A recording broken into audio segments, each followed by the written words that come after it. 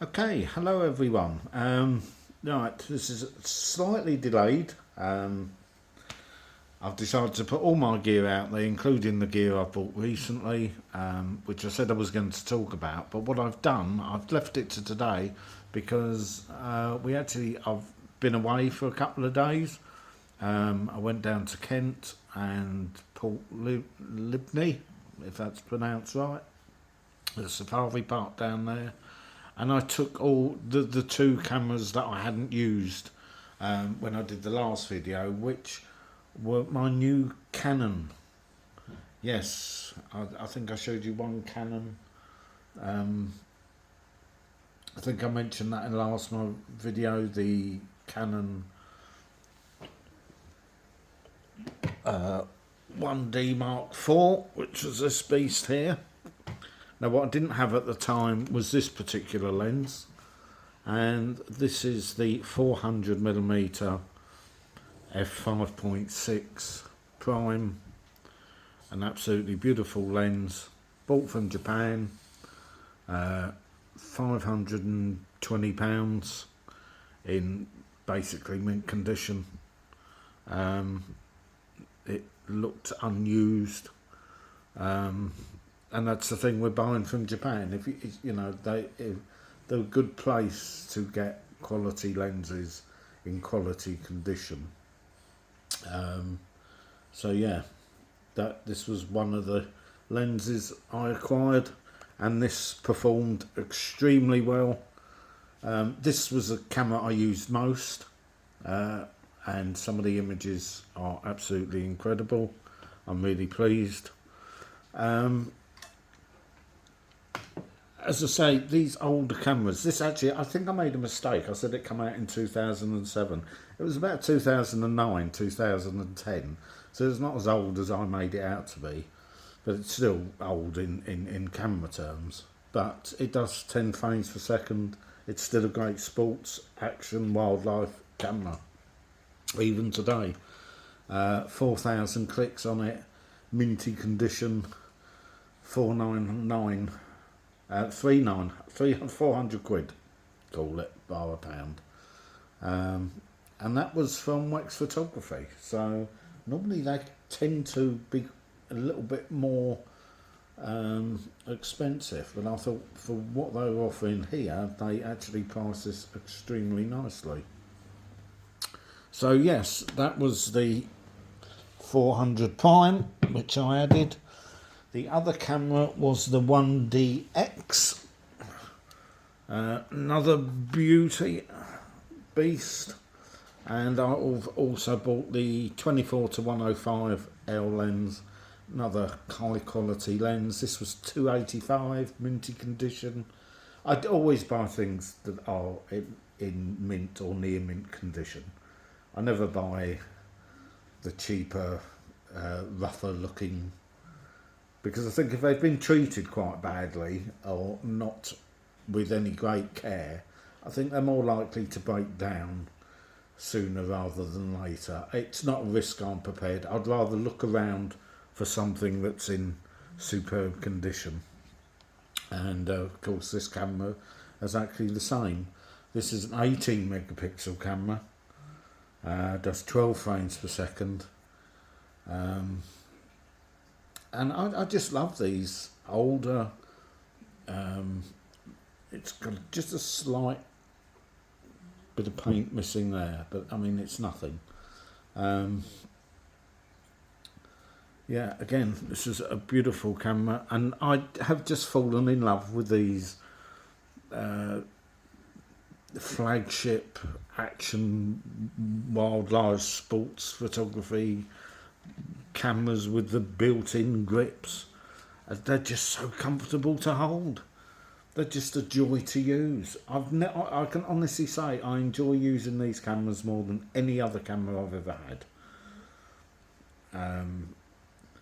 I always thought Sony were lacking when they never put touchscreens in there.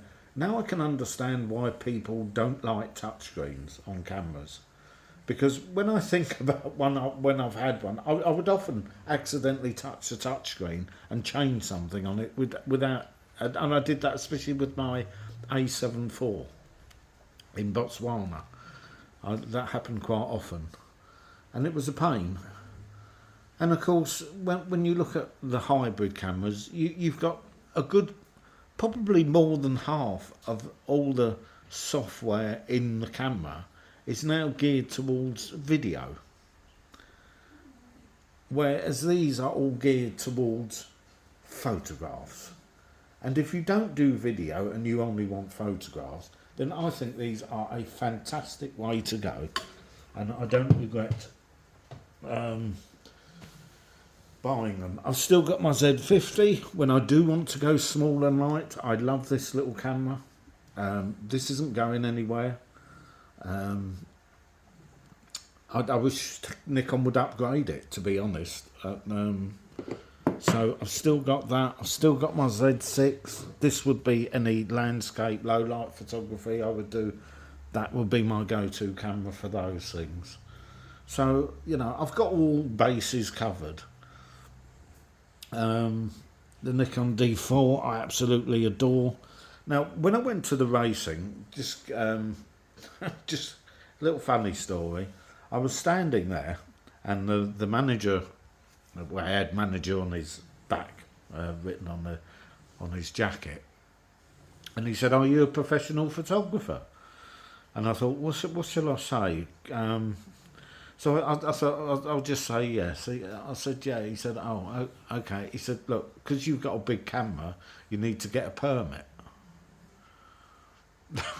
And I thought, hey, what? Because he said if it was a small camera, it wouldn't matter, but because it's that big, and I couldn't be bothered to argue. You know, he was nice enough about it, and I thought, what sense does this make? And he said, "Well, come on, we'll go and get you a permit." I thought, well, fine. If he's going to get me a permit, then, and I was given this permit here. There you go, a jockey club permit. So I had to put this on the camera, and I was left alone to do as I liked. So, you know, that made absolutely no sense whatsoever, the logic behind it, like many things nowadays.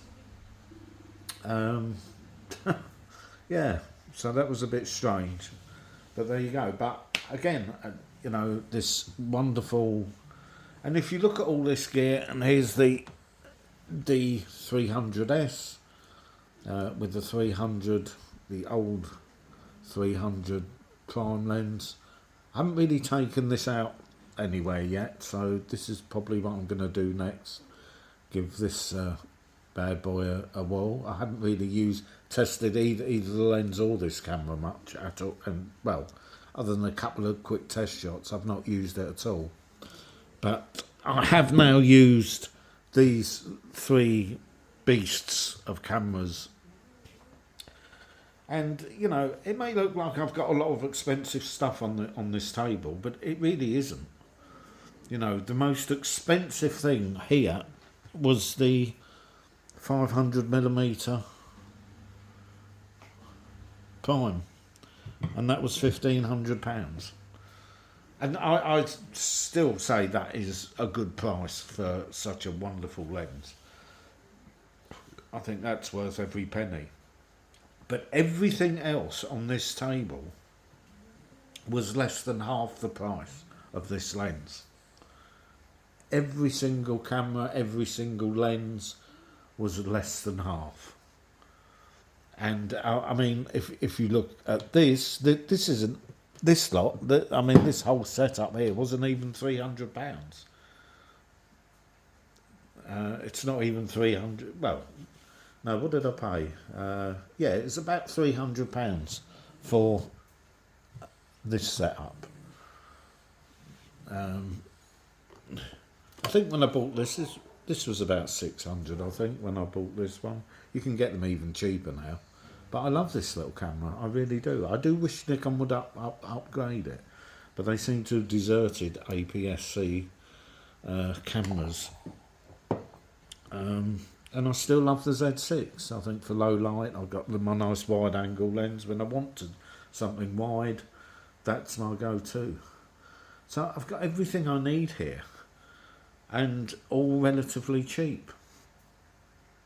You know, for what you would, if you put all this gear in on Z mount, you'd be looking at thousands of pounds. Now, 12 years ago, if I bought all this gear then, I'd be looking at thousands and thousands and thousands of pounds. And, you know, but what for? These give me everything I need and more. The image quality between when I've looked at the images that I get out of all this stuff, that whether it be the older, the 12-year-old cameras or the, well, I don't know, when did the Z6, 4 or 5 years ago? So I suppose even that's relatively old now, but I can guarantee, you know, the images, I can't tell which camera and lens combination took which photo. I just can't. There is no way anyone can tell. So if you're, you know, in the market, I'm not saying you have to buy as much as I have, but obviously, you know, I've just gone a bit gear mad and bit gassy, but I love it. I love all of them, and I love using all of them.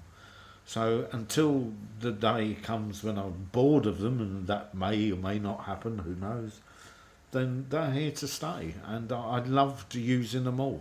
You know, in my trip to Kent, I took the 2 canons because I hadn't, you know, I wanted to see how they worked. There's still a few little things that I've got to learn about them, but by and large, I'm more than happy with the images that have come out. I found with this lens, there's a little manual autofocus switch on this lens, and it's not in a very good place. It's very easy to keep switching it to manual focus, which I kept doing. So I've kind of put that tripod collar in that position so it stops you from doing that. But I did that like half a dozen times. It suddenly wouldn't focus, and it's because I'd turned the switch. It's not really in a very good place, but it's still a beautiful lens. So I've got all my primes now, my 300, 400 and a 500. If I could get a 600 at a reasonable price, maybe, you know, that might be next, but we'll see.